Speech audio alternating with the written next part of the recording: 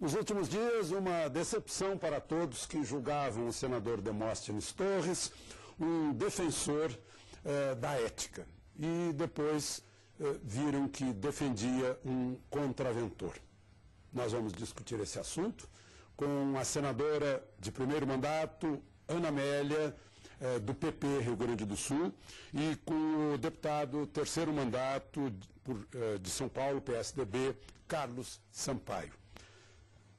Senadora, nos últimos dias o Bom Dia Brasil publicou uma declaração sua se dizendo perplexa com o caso Demóstenes. Por que a perplexidade? Exatamente pelo que você disse na abertura deste programa, Alexandre Garcia.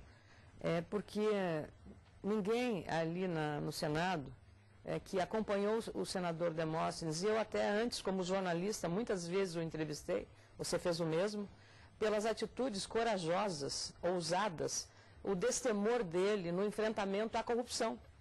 E agora nós vemos que ele exatamente resvalou sobre aquilo que ele condenava. Então a perplexidade é geral. Eu, mais ainda, porque eu não consigo explicar, do ponto de vista lógico, o que está acontecendo. E, então é uma decepção também, a palavra que você usou, com precisão, é uma decepção muito grande. Os senadores todos que conviveram com o senador Demóstenes estão também muito perplexos, e é esse o sentimento. Como é que o senhor viu esse episódio, deputado? Na verdade, eu vi bastante assustado, como cidadão, surpreso como parlamentar que convivi com ele nos últimos anos, como deputado federal, e, na verdade, decepcionado como promotor de justiça, que é a carreira que abracei há 25 anos, que é a mesma carreira do senador Demóstenes.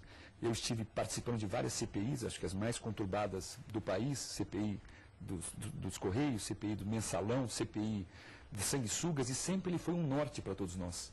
Daí a surpresa, porque nós nos socorrimos muitas vezes dele como um grande ícone da moralidade no combate à corrupção. E de repente vem essa nova versão do Demóstenes, ligado a um contraventor e tendo ciência de movimentos realizados por esse contraventor, onde ele não tomou nenhuma atitude concreta, ao contrário, se colocou ao lado desse contraventor. Portanto, realmente nós estamos diante de um caso, Alexandre, me parece, de dupla personalidade, ou pelo menos de dois Demóstenes. Um que se colocou para o Brasil... Um que é mais demo, né? Exatamente, e um outro que tinha uma vinculação. Ele foi procurador-geral de Goiás, chefe do Ministério Público, foi secretário de Segurança de Goiás. Portanto, a ideia de que ele não sabia da movimentação do Carlinhos Cacheira enquanto contraventor é uma coisa que é inconcebível. Para um cidadão comum, já o seria, porque era uma coisa, me parece, notória em Goiás, não aqui. Mas ele, como chefe do Ministério Público, uma instituição que fiscaliza, e como secretário de Segurança de Goiás, a dimensão é ainda maior em razão da nossa surpresa com relação à conduta dele. Pois é, Alexandre, na esteira do que disse o deputado Sampaio, no Senado, no dia que saíram as primeiras revelações das escutas telefônicas, das 300 ligações, que não havia naqueles conteúdos divulgados indícios de crime.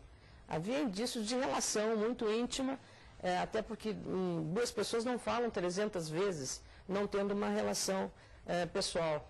E 44 senadores usaram a tribuna quando ele, próprio senador Demóstenes, se defendeu das acusações com a mesma contundência que ele sempre usou da tribuna para defender as causas, como lembrou bem o deputado Carlos Sampaio, no caso de muitas CPIs realizadas no âmbito do Congresso.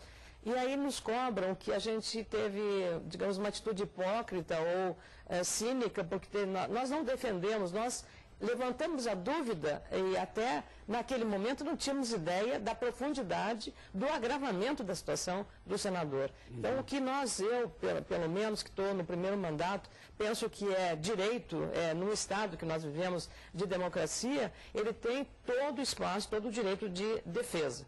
Agora, penso também que o partido dele, aí a gente tem que reconhecer a atitude correta, séria e responsável que teve, não só no caso Demóstenes, que estava ameaçado de expulsão do partido, ele renunciou, se antecipou e renunciou, pediu a desfiliação, mas em outros casos, como do ex-governador José Roberto Arruda, que houve a expulsão, e casos bem antes, que a gente não lembra, da governadora do Maranhão Acho também. que eles não tiveram a coragem sobre-humana para exigir a expulsão de Antônio Carlos Magalhães, né? Naquele caso do painel eletrônico. Mas hoje a situação mudou e o partido viu que a saída é exatamente ter a coerência na ética. Não adianta você pregar apenas na doutrina partidária e não executar na prática.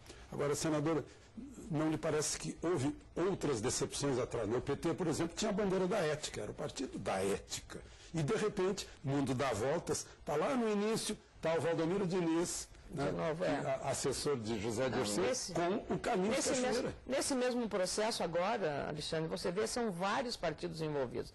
Meu partido, tá? Sandy Júnior, deputado, o Partido do Deputado, o PT, o PPS, o PTB estão envolvidos nisso. Então é preciso ter, digamos, uma atitude igual para isso. A régua ser a mesma para a questão da ética. No meu caso, não tenho nenhuma dúvida. Quando vem denúncias sobre autoridades do meu partido, eu sou a primeira a subir a tribuna antes que as pessoas me cobrem. Ah, você cobra dos outros e não vai... Não, a gente tem que primeiro olhar a sua casa, como é que ela está arrumada e cobrar dos protagonistas do nosso partido de atitudes mais corretas. E o Partido da Ética está acima do interesse partidário, né? Não, sem dúvida. E a postura ética, quer dizer, o caráter desse cidadão que é um parlamentar, ele está acima também dessa questão partidária. Aí não tem essa questão de este partido ou aquele partido. Infelizmente, nós estamos falando de cidadãos, de homens. E como homens praticaram condutas inconcebíveis e que o partido tem que ter uma postura, como a senadora muito bem disse. Não adianta ter um discurso da ética, mas não adotar a mesma postura dentro do partido.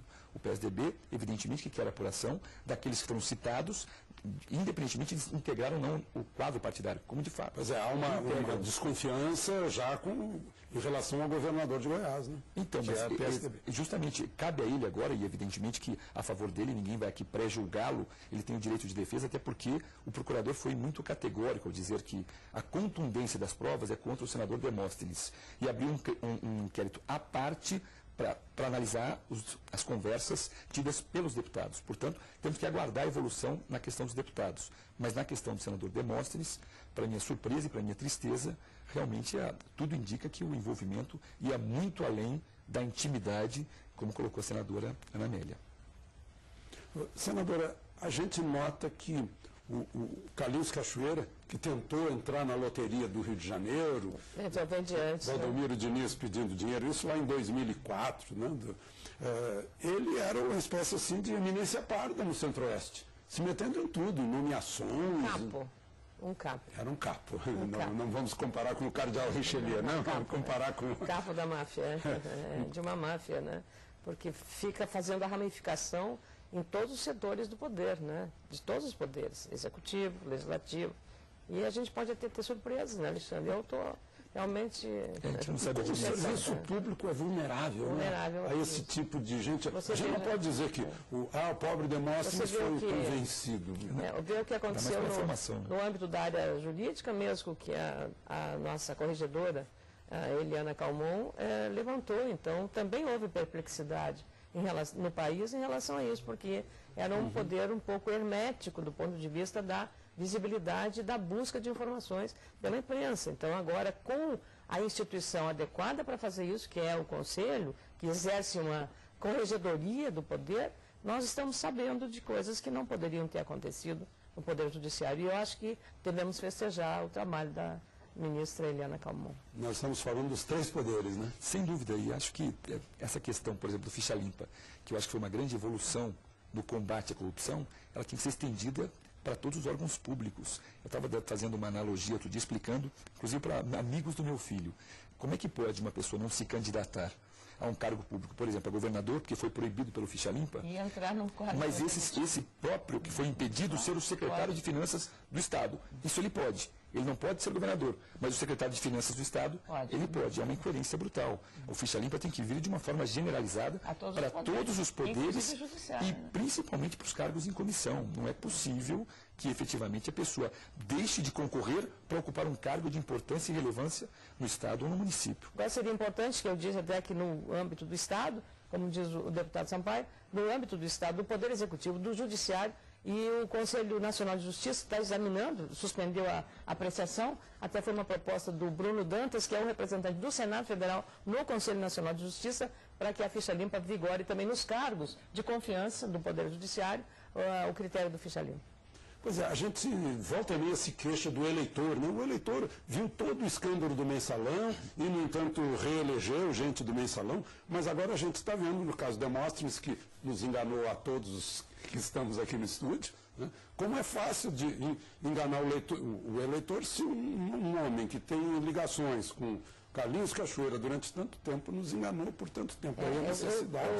Minha preocupação maior, Alexandre, deputado Carlos Sampaio, e ele que vem do Ministério Público, eu sou viúva de um procurador de justiça do Ministério Público do Rio Grande do Sul também. Vejo que a instituição é uma instituição muito importante no país, né? Não só nos estados, mas também no Ministério Público Federal. E a minha grande preocupação é que o episódio que envolve o senador Demóstenes, que é um episódio grave, eu lamento profundamente isso, eu não tenho nenhum prazer de falar disso. Me dói porque, como cidadã, eu não gostaria que nenhuma pessoa que enfrentasse esse dilema grave. Tem que pagar essas consequências. O que eu lamento e tenho medo é que as pessoas preconceituosamente olhem a composição do Senado e identifiquem em cada um dali a possibilidade de que cada um possa repetir a mesma coisa. Isso. Eu acho que isso é muito ruim, por isso a gente tem que preservar muito a instituição.